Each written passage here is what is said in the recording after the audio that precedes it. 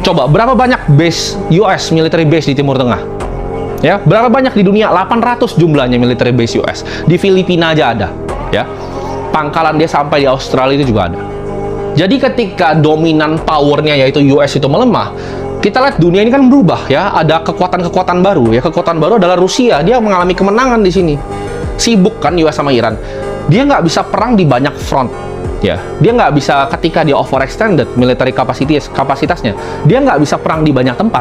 Ya, kalau nanti ada eskalasi lagi di Cina dan Taiwan, ini kemungkinan menurut gua kecil sekali. Tapi kalau terjadi, US nggak bisa lakuin apa-apa. Ini mereka menang nih sekarang nih. Dari 2022 dan lama loh perangnya. Ya, jadi jangan kira perang yang ini itu bahkan sebentar, yang sekarang 2026. Karena eskalasi udah dari 2020. Jadi menurut Ray Dalio akan ada debt, hutang, money printing, dan disorder. Ketika situasi geopolitik seperti ini terjadi, dan ini perangnya akan di banyak front. Ini biasa perang dunia mulainya seperti ini, ya. Banyak perang di banyak front. Mereka coba, menurut gue, peace talk-nya kemarin cuma bullshit. Akhirnya US kirim lagi kan kapal untuk jaga Hormuz sekarang. Menurut gue nggak segampang itu, nggak segampang damai, ya. Karena sudah banyak sekali ya yang dihancurkan di Iran. Ya, Iran minta, oh, lu udah nyerang gua, ganti rugi at least. Tapi US nggak mungkin bisa ganti rugi. Kenapa? Karena budgetnya di spending di militer semua. Dan ada pertanda ya ketika gold ini agak beda sama sekarang ya.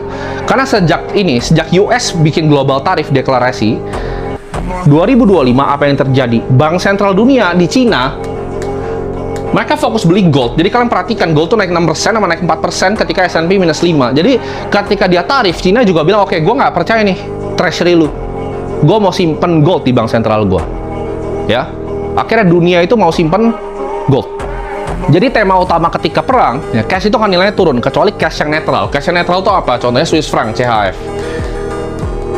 Cuman cash yang netral, ya. Nanti kita akan lihat nih, dia dari sekarang kan berapa, 23.000 sekian rupiah, dia akan naik terus, ya. Karena cash yang netral itu akan naik. Dan aset terakhir, ya, yang gue pengen bahas juga di sini. Nah, oke, ini akan ada hubungannya nih semuanya nanti, ya. Jadi aset terakhir yang gue pengen bahas di sini adalah defense stocks.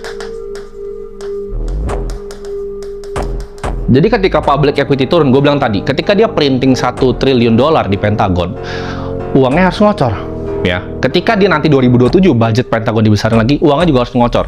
Cuman ini bukan preferensi gue pribadi ya, dan gue nggak punya barang di sini, tapi gue cuma ngomong by data, fakta, dan angka yang ada. Bitcoin itu akan naik nanti, gold akan naik, dan defense stocks ini juga akan naik ya.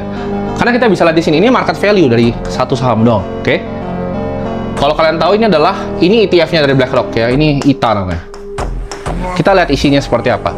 GE Aerospace.